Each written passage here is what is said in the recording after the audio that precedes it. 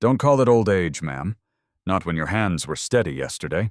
Nia Brooks had worked in the Hawthorne house long enough to recognize the quiet language of decline, the slowed steps, the fading appetite, the way Mrs. Eleanor Hawthorne's bright eyes began to dim as if someone were turning down a hidden light. At first, everyone blamed time. But Nia couldn't shake the feeling that something was wrong, not natural, not gentle, not deserved. It started with small details that didn't fit a glass of tea Mrs. Hawthorne always loved, now left untouched, a sudden weakness that arrived like a scheduled visitor. And then there was Vivian Hawthorne, the elegant daughter-in-law, whose kindness never reached her eyes. Nia noticed Vivian lingering near the lower cabinet, slipping a tiny unmarked vial into the shadows, as if the kitchen itself were her accomplice. Fear wrestled with duty. Nia was just the housekeeper, the kind of person people talk around not to. Still, she couldn't look away. She reached out to Jaden, Mrs. Hawthorne's tech-savvy grandson, and together they hid a small camera where no one ever looked. What they captured stole Nia's breath. Vivian, calm as prayer, tipping drop after drop into a drink meant for an old woman who trusted her. Nia didn't wait for permission the next time she switched the cup. When Daniel Hawthorne, Vivian's husband and Eleanor's son, saw the footage, his face hardened into something colder than disbelief. A lab confirmed it poison, delivered in careful, repeated doses. From that moment, the house became a battlefield of smiles and silence, and Nia, once invisible, became the reason a life didn't end quietly. The night after the footage, Nia couldn't sleep. Not because the house was loud, but because it was too quiet. The kind of quiet that lets guilt breathe. Every creak of timber sounded like a warning, every shadow in the hallway like a witness. In the morning, she moved through the kitchen with practiced hands, but her heart kept tripping over one question. How long had this been happening before she noticed? Mrs. Eleanor sat by the window, wrapped in a cardigan that used to fit her like warmth, but now hung from her shoulders like surrender. She smiled at Nia the way people smile when they're trying not to be a burden. "You're always fussing," she whispered, voice thin as paper. Nia swallowed hard. Fussing was easier than saying, "Someone is stealing you from the inside out." Vivian entered like a photograph, perfect posture, perfect hair, perfect calm. She kissed Eleanor's cheek with a softness that looked convincing from a distance, then turned toward the kitchen as if drawn by instinct. Nia kept her eyes lowered, pretending to arrange the breakfast tray while tracking every movement through reflections. The glass-fronted cabinet, the sheen of the kettle, the polished metal of a spoon. Vivian's steps were unhurried, but her fingers were fast slipping to the lower cabinet, kneeling just long enough to retrieve something small, then rising with the same composure she wore like perfume. It was the ritual of it that chilled Nia. Not panic, not hesitation, just routine. Later, when the house emptied into its daytime lull, Nia returned to that cabinet. Her hands trembled so badly she had to press her palm against the wood first, as if grounding herself could steady the world. She opened the door and stared into the dim space where cleaning supplies should have been. Nothing looked disturbed, except the faint outline of a bottle's base, a circular ghost on the shelf, and a lingering chemical scent that didn't belong in any home that still believed it was safe. Nia's breath caught. She pictured Vivian's delicate wrist tilting drop by drop. And suddenly the kitchen felt like a stage where kindness was only a costume change away from cruelty. Footsteps sounded in the hall. Nia froze, closing the cabinet softly, her pulse hammering against her ribs like it wanted to escape. It was only Daniel passing through tired eyes, distracted mind, the kind of man who hadn't yet accepted that evil could wear his wife's face. He offered Nia a nod, polite and distant, and kept walking. That distance hurt more than it should have. Because if she spoke too soon, she could lose her job, her shelter, her fragile stability. But if she stayed silent, Mrs. Eleanor would keep fading quietly, politely, like she was apologizing for dying. Nia stared at the breakfast cups drying by the sink and realized the truth with a sting behind her eyes. In this house, being invisible wasn't just lonely.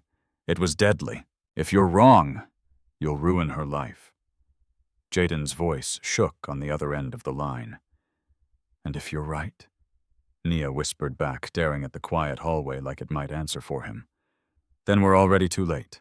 They met that evening in the laundry room because it was the only place in the Hawthorne house that felt honest. No polished portraits, no fragile smiles, no performance. The dryer hummed like a nervous heartbeat while Jaden unpacked a small camera from his backpack, hands clumsy with fear. He was young enough to still believe adults were supposed to be safe, and old enough to realize sometimes they were the danger. Nia watched him hesitate, eyes flicking toward the door. I know what you're thinking, she said softly. That this isn't your job, that you shouldn't have to do this. Her throat tightened. But your grandmother shouldn't have to survive her own home either. Jaden swallowed hard. What if my dad doesn't believe us? Nia didn't answer right away. She thought of Daniel's distant nod, the way he walked past the truth like it was invisible, just like he walked past her. She thought of Eleanor's cardigan hanging from her shoulders like surrender. And she thought of Vivian's calm, practiced hands. Then we make it impossible not to, Nia said. They moved like thieves in a house that belonged to them only on paper. Jaden slipped into the kitchen first, crouching low, his breath loud in his own ears. Nia followed barefoot to keep the floor from betraying them. The kitchen lights were off, but moonlight spilled across the counters in pale stripes, turning every object into something sharp-edged and suspicious. Jaden pointed towards the corner above the spice rack. There he mouthed, "It'll see the counter and the kettle. And the cabinet. The cabinet." Just hearing the word made Nia's stomach twist. She held the flashlight under her palm so it wouldn't spill beyond their hands, and Jaden reached up fingertips, searching for the perfect angle, high enough to hide, low enough to witness. When the camera clicked into place, it was a tiny sound, but it felt like a gunshot in the dark. They froze. Footsteps. Nia's blood went ice cold. The doorknob turned slightly, then stopped, as if someone on the other side had paused to listen. For a moment, the entire house seemed to hold its breath with them. Nia pressed her hand against Jaden's shoulder, steadying him the way she wished someone had steadied her. The footsteps moved away. Jaden exhaled so slowly it looked like prayer. When they finally slipped back into the laundry room, Nia's legs trembled with the aftershock of courage. Jaden stared at the small receiver in his hands, the faint, blinking light reflecting in his eyes. So, we wait. Nia shook her head. We don't wait, she said, voice rough with something deeper than fear. We watch. We protect. And when the truth shows itself. She swallowed, imagining Eleanor's fragile smile. We make sure it doesn't disappear again. Because from that moment on, the Hawthorne house wasn't just a home. It was a crime scene. And Nia Brooks had just decided she would rather lose everything than let an innocent woman fade in silence. The first time the camera caught it, Nia thought she'd imagined the motion too small, too quick, too ordinary to be evil. Jaden had pulled the footage up on his laptop in the laundry room, the screen's pale glow turning their faces into ghosts. The kitchen appeared in grainy stillness, counter's kettle, the familiar lower cabinet like a closed mouth. Minutes crawled by, with nothing but the quiet of a house pretending to be safe. Then Vivian entered. She didn't sneak. She didn't glance over her shoulder like a guilty person in a movie. She moved with the confidence of someone who believed the world belonged to her heels, clicking softly. Hair immaculate expression, calm enough to pass for peace. She reached the lower cabinet without hesitation, like her hand had memorized the distance. Kneeling, she retrieved the unmarked vial and rose in one smooth motion, the way a dancer finds her mark under bright lights. Nia leaned forward, nails digging into her palm. Vivian turned a cup slightly, as if correcting a harmless detail. Then, so subtle it was almost tender, she tilted the vial. 1 drop, 2, 3. The liquid disappeared into the drink with no drama, no color change, no warning. Vivian stirred once, gentle and unhurried, as if she were sweetening tea for someone she loved. Jaden made a sound in his throat halfway between a sob and a gasp. Nia didn't breathe until Vivian left the frame. For a long moment, neither of them spoke. The dryer kept humming absurdly faithful, like the house itself was trying to drown out what they'd just seen. Nia's eyes burned not from tears, she refused to give Vivian that kind of release, but from rage so hot it felt like it could cauterize her fear. She looked normal, Jaden whispered, voice cracking, like she didn't feel anything. That's what scares me, Nia said. Her voice came out low, broken at the edges. If she felt something, she might stop. The next morning, the kitchen smelled of toast and quiet lies. Eleanor sat in her usual chair by the window, hands folded posture, fragile but proud, an old woman still trying to be easy to care for. Daniel moved through the room with that same distracted heaviness, like grief had already started rehearsing in him. Vivian appeared with the tray. Nia's heart slammed so hard she thought it might betray her. Vivian set the cup down in front of Eleanor with a smile that could have belonged in a family photo. "Drink this while it's warm," she said softly. Nia saw the cup like a loaded weapon. For a second, she couldn't move. If she acted too fast, Vivian would know. If she didn't act at all, Eleanor would swallow her own death politely, one obedient sip at a time. Nia stepped forward and let her body do what her mind was screaming to avoid. She interrupted. "Oh, Mrs. Hawthorne," Nia said, forcing brightness into her tone. She reached for the cup as if it were routine, as if she'd done it 1,000 times. "Let me freshen this. The kettle's been sitting." Vivian's eyes flicked just once to Nia's hand. The smile didn't change, but something behind it tightened like a wire being pulled. "It's fine," Vivian replied. Still sweet. Still calm. Nia held the cup anyway. Her fingers trembled, but she steadied them against the saucer. "Please," she said, and made the words sound like service instead of defiance. She turned toward the sink, every step feeling like she was walking across glass. At the counter, she moved quickly, silently switching the cup for another she'd prepared before dawn, fresh tea, untouched, safe. Her hands worked with the muscle memory of care, but her chest felt like it might split open.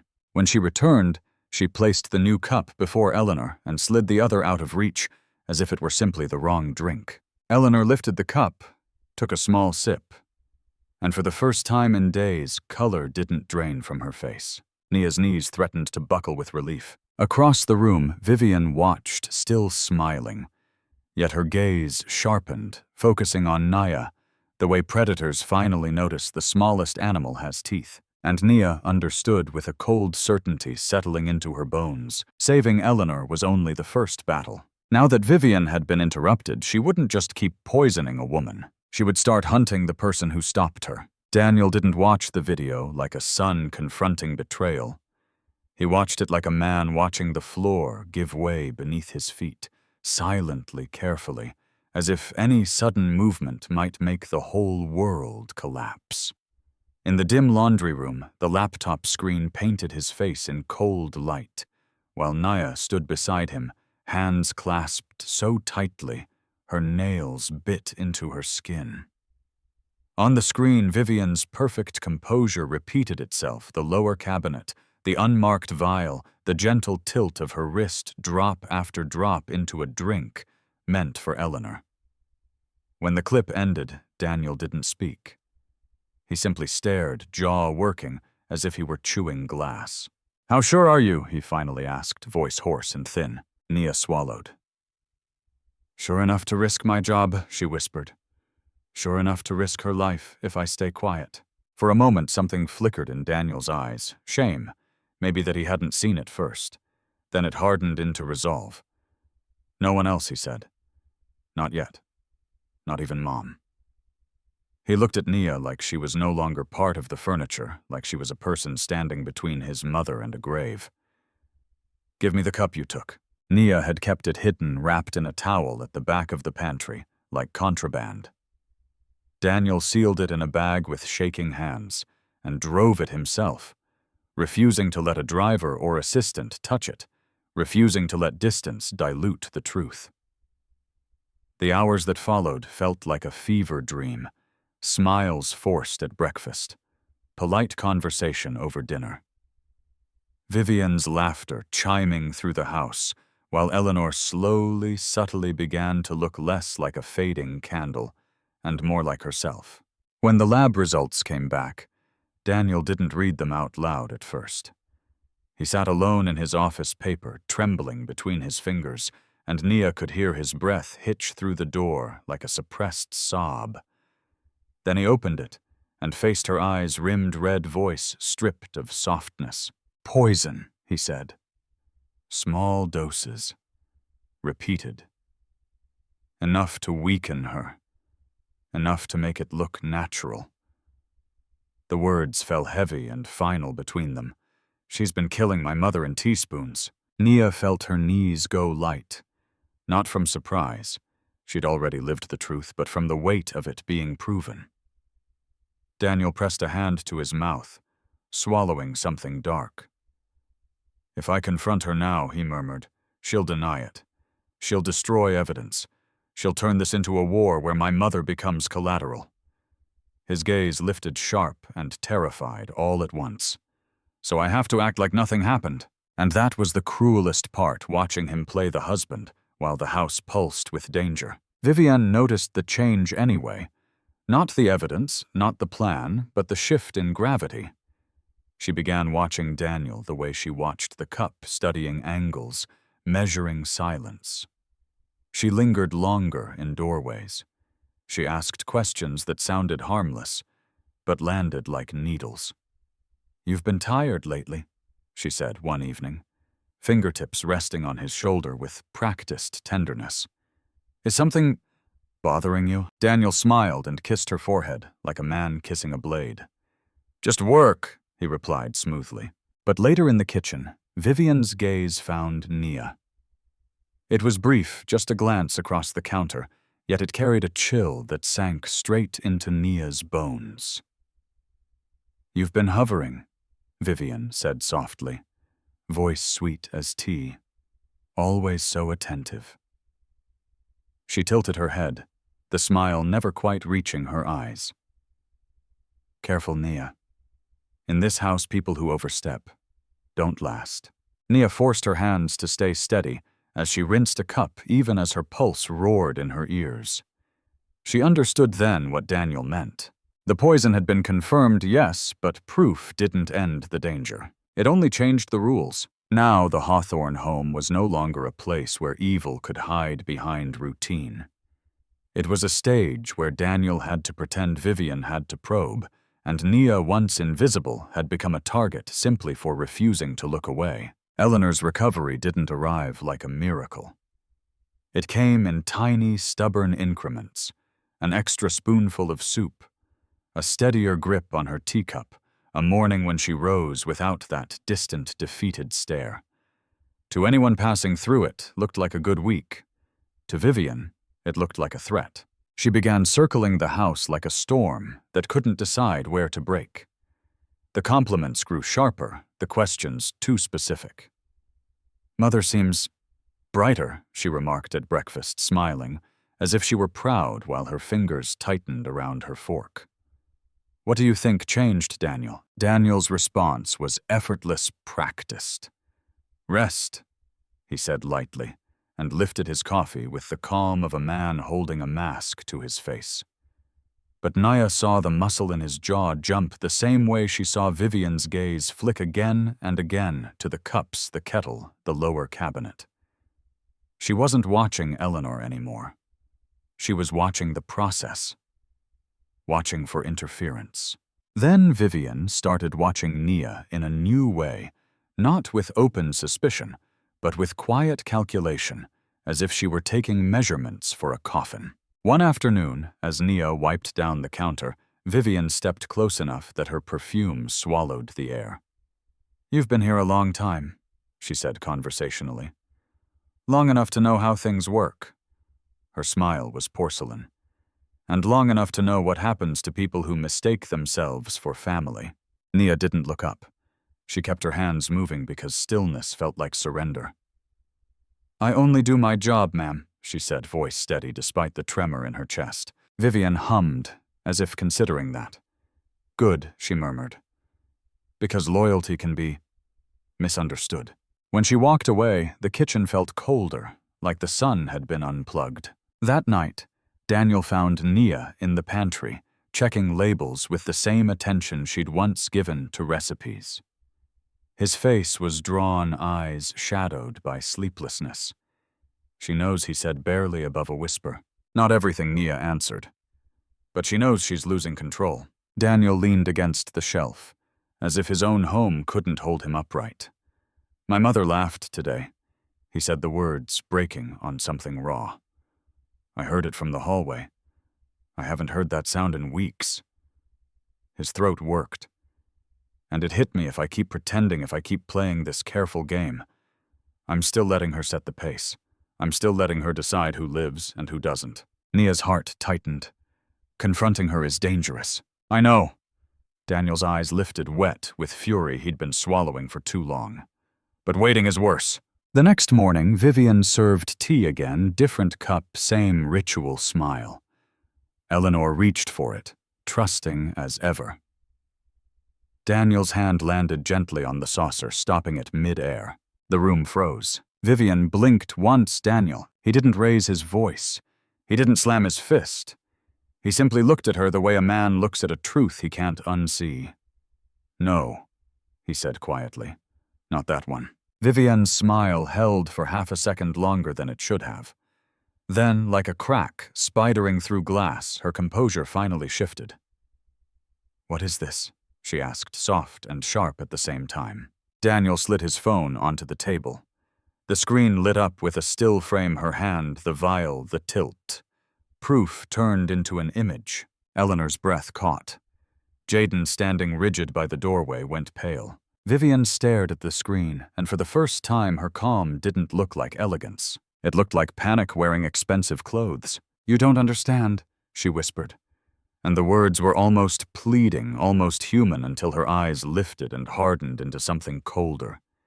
"Do you know what you've done?" Daniel's voice shook, not with fear, but with the force of a love finally turning into protection. "I stopped you," he said. And in that charged, terrible silence, Nia realized the house had crossed a line. The quiet war of smiles and shadows was over. Now it was open. Now it was real. Vivian's eyes darted from the phone to Daniel, then to Nia, as if she were mapping exits in a room that suddenly had none. Eleanor's hands trembled on the table, but her spine stayed straight, the last stubborn proof that she was still here. Jaden looked like he might break, yet he didn't step back. Daniel didn't shout. He did something far more devastating. He stayed calm. "You will not touch her again," he said, voice low, steady, final. "Not with your hands, not with your words, not with anything you hide in a cabinet." For a heartbeat, Vivian's mask tried to return an offended laugh, a wounded wife expression, but the footage had stolen her stage. The house no longer belonged to her performance. When she realized denial wouldn't work, her face tightened with something ugly and small. "You'll regret humiliating me," she hissed. Daniel took his mother's hand gently, like he was apologizing for every day he didn't see. "No," he replied. "I regret letting you stand between me and the truth." Eleanor turned to Nia. then eyes shining with a fragile gratitude that felt heavier than any paycheck. You saved me," she whispered. Nia's throat burned. "I just refused to look away," she managed, blinking hard. Later, when the police and paperwork swallowed the silence, Daniel stood beside Nia in the doorway. Not as an employer addressing staff, but as a man finally seeing the person who kept his family alive. "You were never invisible," he said. "And from now on, you'll be treated with the respect you earned, contract pay, everything. I promise." Nia nodded, exhausted and steady. In the end, the house learned a brutal truth.